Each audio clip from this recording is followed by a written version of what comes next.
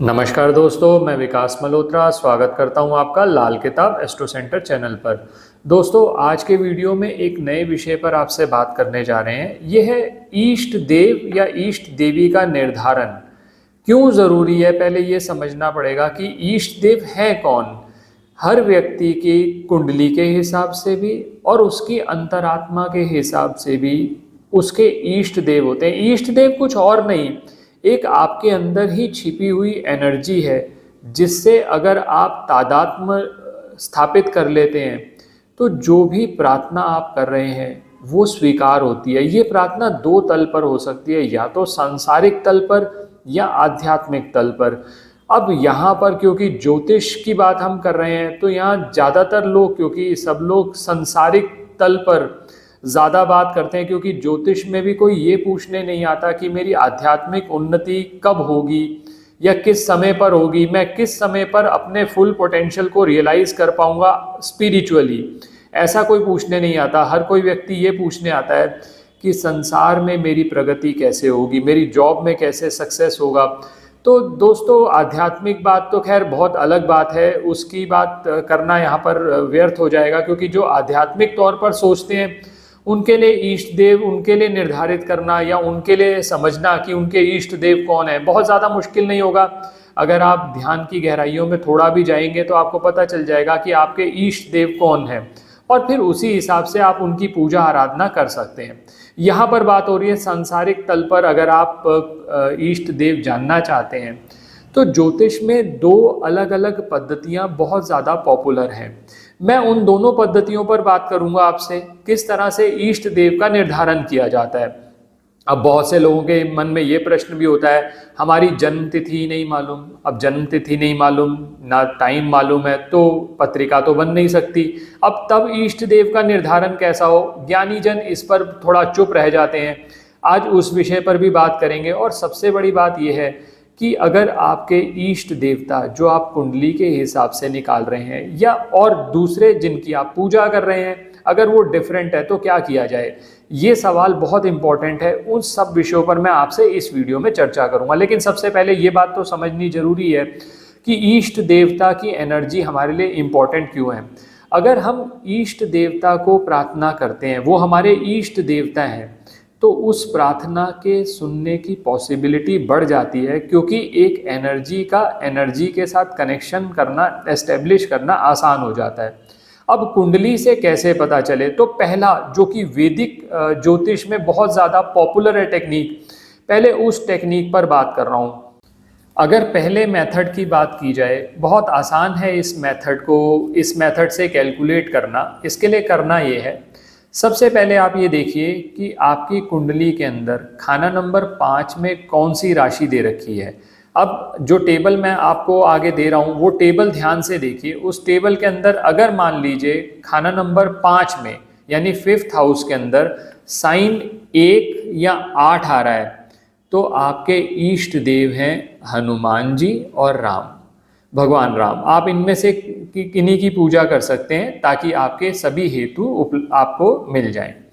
अगर इसी तरह से मान लीजिए उसके अंदर साइन आ रहा है 2 या 7, तो माँ लक्ष्मी और या फिर देवी के किसी रूप की भी आप पूजा कर सकते हैं। इसी तरह से अगर मान लीजिए उसमें साइन में नंबर आ रहा है 3 और 6, तो माँ दुर्गा की आप आराधना कर सकते हैं। 4 नंबर आ रहा है तो भगवान शिव की आराधना, भगवान शिव आपके इष्ट देव हैं। इसी तरह से अगर 5 नंबर आ रहा है तो भगवान विष्णु या उनके ही किसी अवतार की आप पूजा कर सकते हैं, वो आपके इष्ट देव हो गए।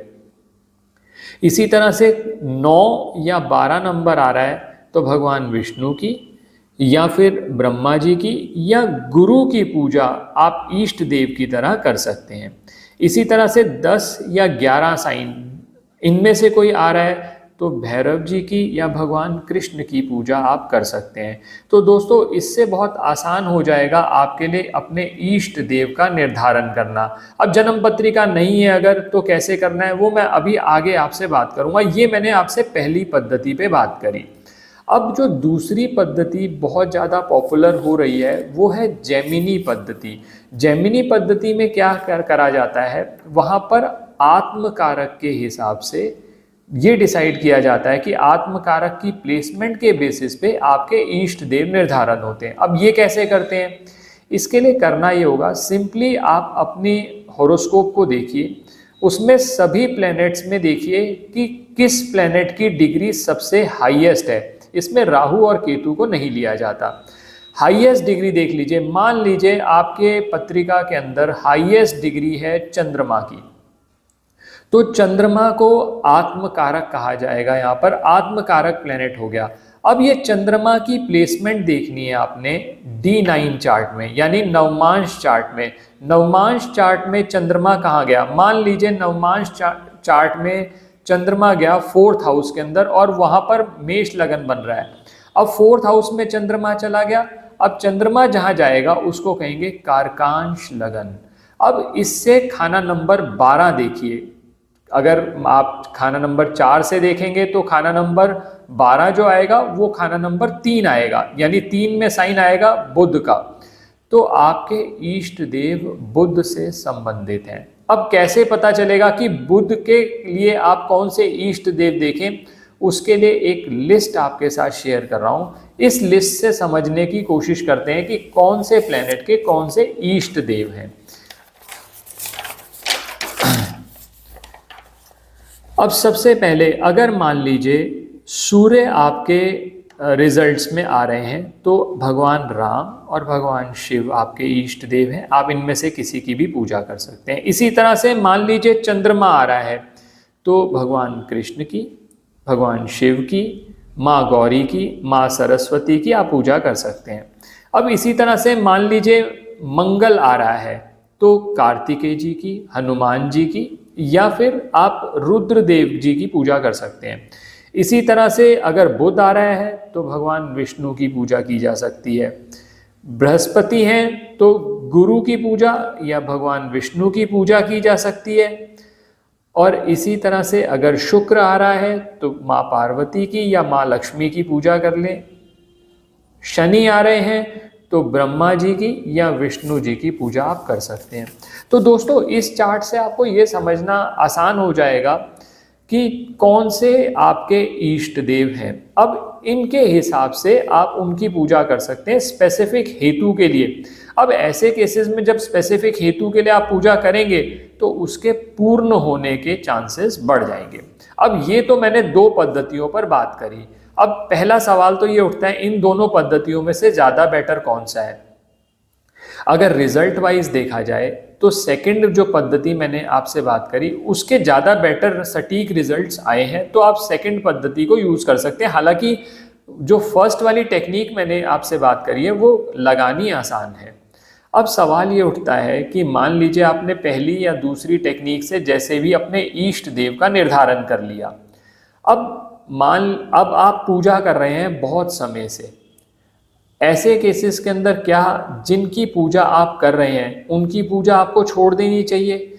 ये बिल्कुल भी नहीं करना। मान लीजिए आपके इष्ट देव का निर्धारण हुआ, भगवान राम का हुआ मान लीजिए, और आप माँ दुर्गा की पूजा करते रहे हैं अब तक, तो आप माँ दुर्गा की ही पूजा आराधना करें। लेकिन अब जब स्पेसिफिक हेतु के लिए आप कोई उपाय करते हैं, तो मान लीजिए आपके इष्ट देव आ रहे हैं भगवान राम, तो आप जो भी उपाय करने हैं वो उनसे संबंधित दिनों पर करें, उनके से संबंधित वार में करें या उनके मंदिर में करें, तो ज़्यादा इफेक्टिव रिजल्ट्स आएंगे। मान लीजिए आप बहुत समय से किसी कार्य को लेकर परेशान है, मान लीजिए आपकी जॉब में बहुत ज़्यादा प्रॉब्लम्स बढ़ती चली जा रही हैं, उन जॉब की प्रॉब्लम्स का सोल्यूशन नहीं हो रहा, आप माँ दुर्गा की पूजा करते हैं और आपने इष्ट देव का जब निर्धारण किया तो भगवान राम आए, तो ऐसे केसेस में जो जॉब रिलेटेड आप कोई उपाय करना चाहते हैं उसके अंदर आप भगवान राम को साक्षी मान के संकल्प करके कोई उपाय करेंगे तो उसके रिजल्ट्स बेटर आएंगे। बाकी तो ये है कि अगर आप किसी भी इष्ट देव की पूजा बहुत समय से कर रहे हैं, आप सेटिस्फाइड हैं, आपके काम बन रहे हैं, तो ठीक है, आप उन्हीं को इष्ट देव मानकर, क्योंकि एनर्जी तो एक ही है, एनर्जी डिफरेंट नहीं है, आप किसी भी नाम से उसको पुकारे, एनर्जी एक ही है। लेकिन ये होता है कि जब आपके काम कोई फंस जाए और वो काम नहीं हो रहे, तो उपाय करते हुए अगर आप इष्ट देव की पूजा आराधना करेंगे तो आपको लाभ ज़्यादा मिलेगा। तो दोस्तों आपको ये क्लियर हो गया होगा कि किस तरह से ये सब चीज़ें कर सकते हैं। अब एक क्वेश्चन लास्ट जो बहुत इंपॉर्टेंट है वो रह गया कि मान लीजिए जन्म पत्रिका है ही नहीं। अब ऐसे केसेस के अंदर तो इष्ट देव का निर्धारण इन दो पद्धतियां जो मैंने बात करी उन दोनों से नहीं हो पाएगा। अब ऐसे में क्या किया जाए? तो ऐसे केसेस के अंदर इष्ट देव, मैंने जैसा पहले वीडियो के शुरू में भी कहा, आपके अंदर ही हैं। तो आप अपने अंदर की एनर्जी को एक बार एक्सप्लोर करिए। कौन से ऐसे देवी या देवता हैं जिनके साथ आपका तादात्म्य अच्छा बनता है। मान लीजिए बहुत समय से आप भगवान कृष्ण की पूजा कर रहे हैं, उनकी पूजा करते हुए आप खो जाते हैं, आपके पास जन्म पत्रिका है नहीं, तो आप भगवान कृष्ण को ही अपने इष्ट देव मानकर जो भी उपाय करने हैं और जो भी पूजा आराधना करनी है वो करिए, तो आपको उसका सबसे ज़्यादा लाभ मिलेगा। फिर आपको इधर उधर भटकने की ज़रूरत नहीं है, क्योंकि आपने जब अपने अंतर मन से ही टटोल लिया और आपको पता चला भगवान कृष्ण ही आपके इष्ट देव हैं या भगवान कृष्ण हैं जिनकी एनर्जी के साथ आप एक फील करते हैं, तो फिर आपको ज़रूरत ही नहीं पड़ेगी। हाँ, अगर जन्म पत्रिका है और आप किसी कोई स्पेसिफिक हेतु के लिए उपाय करना चाहते हैं तो आप अपने इष्ट देव के हिसाब से भी कर सकते हैं, उसके रिजल्ट ज़्यादा बेटर आए हैं। आशा करता हूं दोस्तों ये वीडियो आपको पसंद आया होगा। वीडियो पसंद आए तो लाइक करें, बाकी लोगों के साथ भी शेयर करें, और चैनल पे नए हैं तो इसे सब्सक्राइब कर दें, बेल बटन को पुश करना ना भूलें ताकि समय पर वीडियोस की नोटिफिकेशन आपको आ जाए। धन्यवाद दोस्तों।